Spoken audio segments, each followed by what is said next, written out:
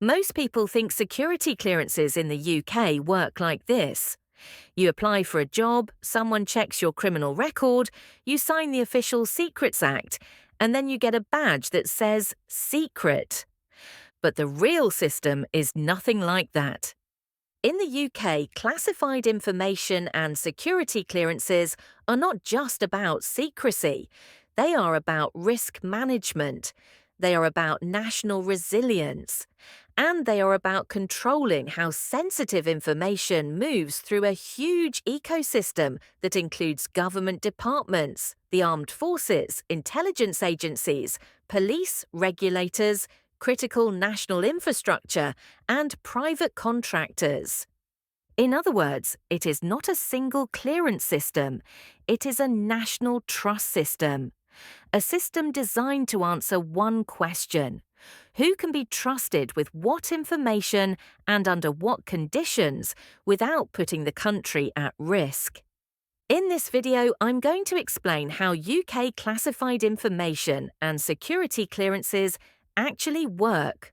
Not as a spy movie, but as a real-world operating model.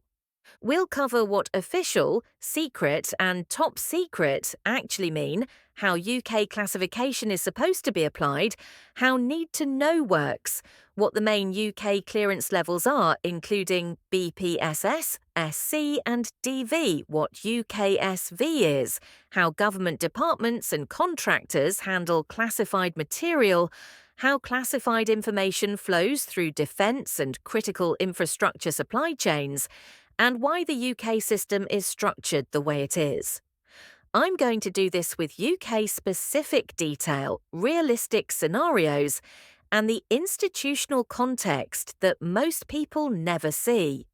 Because if you want to understand UK defence, national security, and government technology properly, you need to understand how the UK controls information. Before we start, here is the simplest mental model. The UK Classified Information System has 3 layers. Layer 1 is classification. This is the label applied to information: official, secret, top secret, and sometimes additional handling caveats. Layer 2 is access control. This is where clearance and need to know come in. Clearance is not permission to see everything. Clearance is a prerequisite. Need to know is the actual gate. Layer 3 is handling and assurance. This is how information is stored, transmitted, processed, audited, and protected. This includes physical security, IT security, secure networks, secure facilities, and compliance processes. The key point is this: classification is not just about hiding information from the public, it is about controlling risk inside the system. Because in the UK, the biggest danger is not always an external enemy.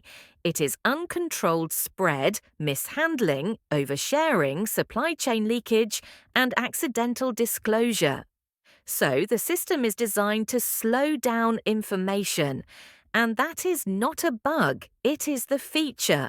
Quick note before we go deeper: if you want UK tech explained properly, not generic US takes, subscribe. This channel is building a UK-only map of infrastructure, government digital services, regulation, defence systems, national resilience, cybersecurity, and how the UK's institutions actually work. Let's kill the biggest misconception immediately. In the UK system, clearance does not mean access. It never has. Clearance means you have been assessed to a certain level of risk. Access still depends on your job role, your task, your operational requirement, and whether you have a need to know. This is why someone with DV does not automatically get access to every top secret document. And it is why a person with SC might have access to some sensitive systems, but not others. The UK system is designed this way because the biggest security failures often come from over-broad access. So the UK system tries to limit information exposure by default. Now let's define classification. Classification is a protective marking applied to information. It answers a simple question. If this information is compromised, what is the likely impact? Impact can mean damage to national security, damage to defense capability, damage to intelligence operations, damage to diplomatic relationships, damage to critical infrastructure, damage to law enforcement operations, or harm to individuals. The UK classification system is not just a hierarchy of secrecy, it is a hierarchy of potential harm. And that is why it exists. Let's start with official. Official is the baseline classification for most government information, and this is where people get confused because they hear official and think it means not sensitive. That is wrong. Official can include information that is sensitive, personal data, operational details, internal policy discussions, procurement details, security-related information. It is not automatically public. It is simply the default level. Most government work happens at official, and the UK government is enormous. So official is the foundation of the system. Official also has subcategories. You may see handling caveats like official sensitive. The point is not the label. The point is that official information still requires protection, just not at the level of secret or top secret. Now let's talk about secret. Secret is used when compromise would cause serious damage, not inconvenience, not embarrassment, serious damage. This often includes military planning, operational capabilities, sensitive intelligence assessments, critical infrastructure vulnerabilities, and certain types of law enforcement operations. Now, top secret. Top secret is used when compromise would cause exceptionally grave damage. This includes highly sensitive intelligence sources and methods, major national defense planning, strategic threat assessments, and information that, if exposed, could change the security posture of the country. Here is a key point. The UK does not classify everything at the highest level, and it tries not to. Because overclassification destroys usability, and it creates a system where everything is secret, which means nothing is truly protected. So the UK model is supposed to classify based on impact, not ego, not fear, not politics.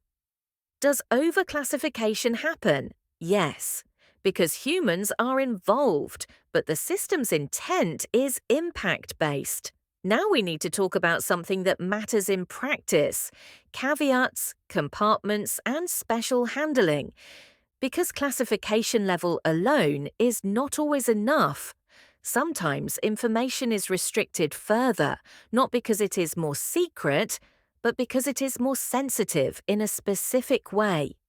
For example, information may be restricted because it relates to intelligence sources, counter-terrorism operations, covert operations, specific international partnerships, or highly sensitive vulnerabilities. This is where the UK uses additional handling rules. And again, the key idea is this: the system is designed to reduce exposure. Because the more people who see a secret, the less likely it remains a secret. Now, let's talk about the most important principle: need to know.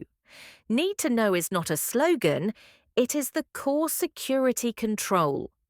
The UK classified system assumes that even cleared people can be risks, not because they are bad, but because they can make mistakes, they can be compromised, they can be coerced, they can be careless.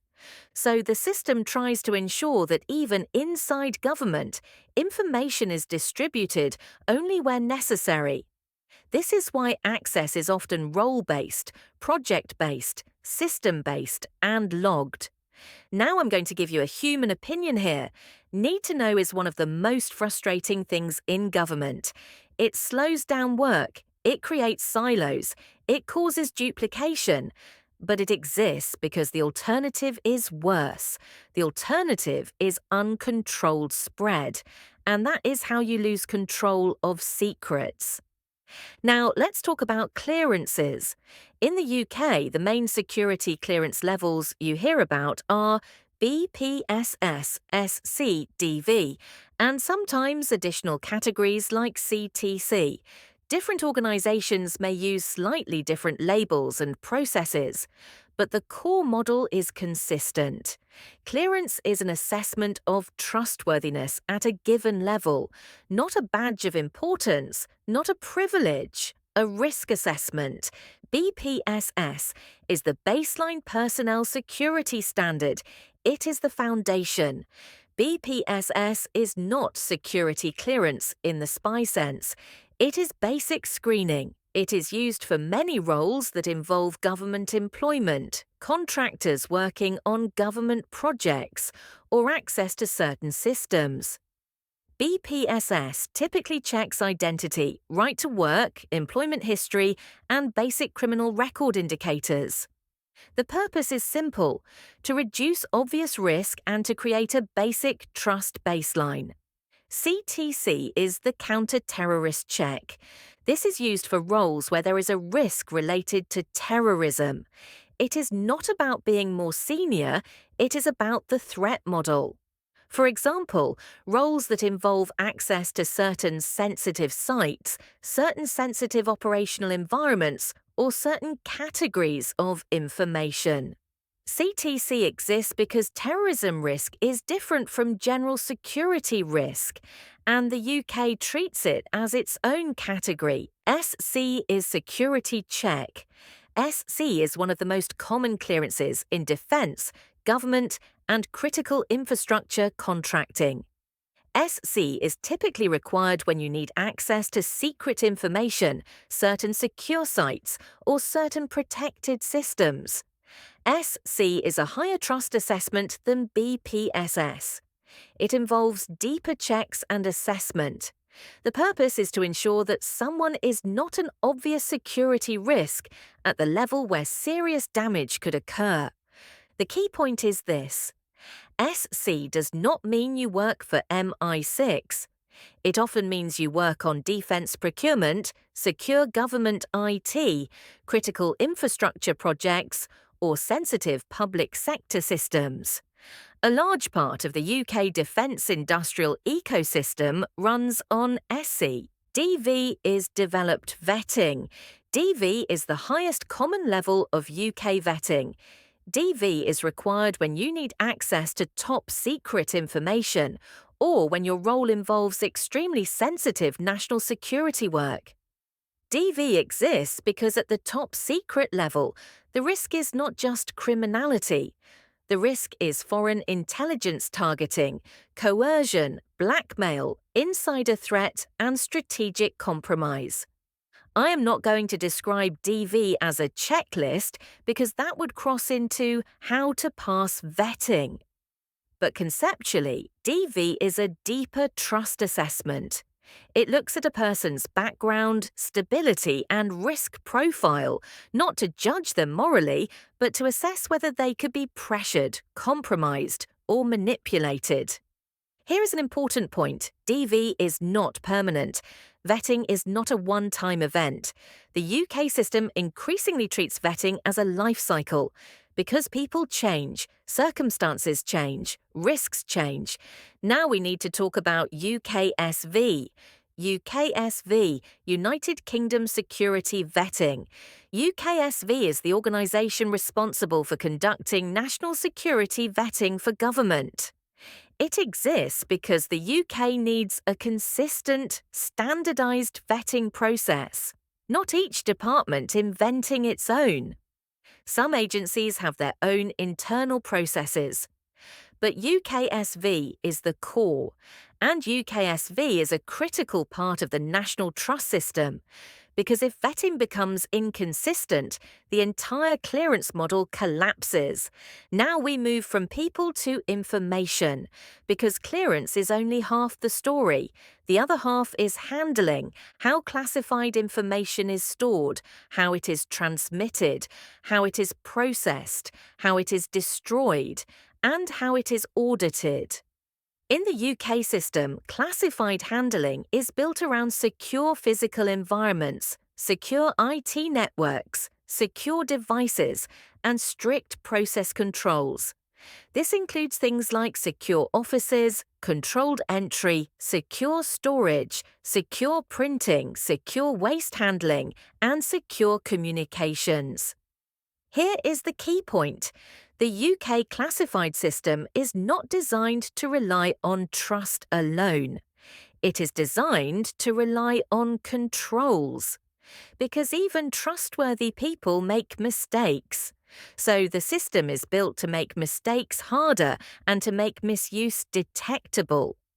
Now let's talk about secure networks, because in modern government, most information is digital. The UK uses different IT environments for different sensitivity levels. At a high level, you can think of it like this. Official systems are often standard government IT.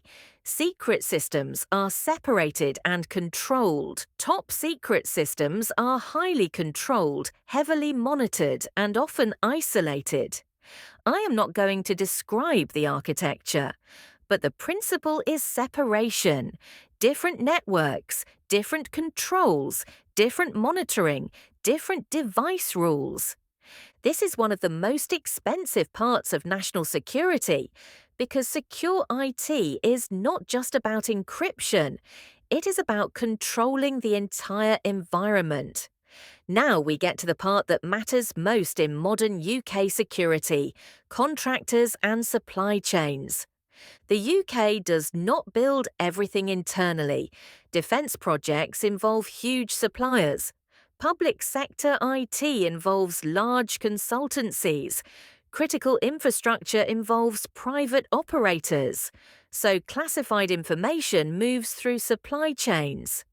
This is where the UK system becomes extremely serious, because a contractor with SC access can be a path into sensitive systems, and a supplier compromise can leak information without any spy, just through poor security.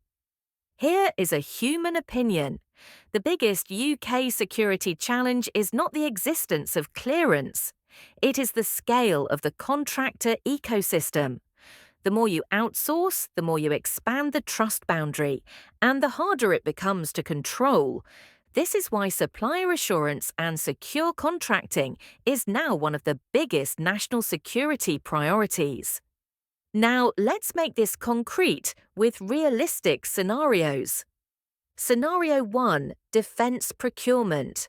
A contractor is working on a long-term defence programme.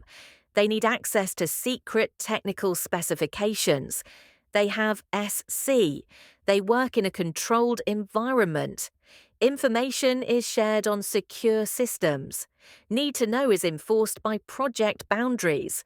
The risk is not just espionage, the risk is leakage, a misplaced document, an insecure supplier, a compromised email chain. Scenario 2: Government digital service delivery. A consultancy is building a sensitive government platform. Most work is official, but parts may be official sensitive: personal data, security design, threat models. The system is not secret, but compromise could cause harm, so controls matter.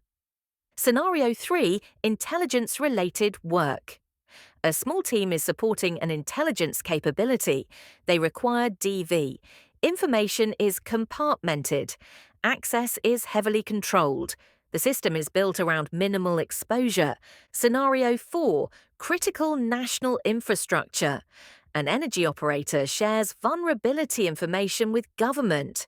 The classification might not be top secret, but the sensitivity is real because vulnerabilities can be weaponized, so handling becomes critical. Let's step back. Why does the UK system look like this? Because the UK is trying to solve three competing problems. First, it needs to protect sensitive information. Second, it needs to operate at scale across government and industry. Third, it needs to remain a functioning democracy. So the UK system is designed to control risk, limit exposure, audit access, and maintain legitimacy through oversight. Is it perfect? No. But it is a serious attempt to manage national security in a modern digital society. Now let's talk about the future. The UK clearance system is evolving because the threat model is evolving. Insider threats are more complex, supply chains are larger, digital systems are more connected, and social and financial pressures can change risk. So the future is likely to involve more continuous assurance, more monitoring of access, more emphasis on supplier security, and more integration between cybersecurity and personnel security. Because in the modern world, classified information does not leak only through spies. It leaks through insecure systems. Let's end with the practical takeaway. UK classified information and security clearances are not just about secrecy. They are about national trust. Classification is about impact. Clearance is about risk assessment. Need to know is the real gate. And handling controls are the real enforcement mechanism. If you work in UK government, defence, critical infrastructure, or sensitive tech, this matters. Because most of the UK's national power is not in weapons, it is in information. And the country protects that information through a structured system that most people never see. If you want the next logical video after this, watch my video on how UK defence technology is built, maintained and supplied. Because once you understand clearances and classification, you understand how the defence industrial system actually functions. And if you want UK tech explained properly, subscribe. This channel is building the full map.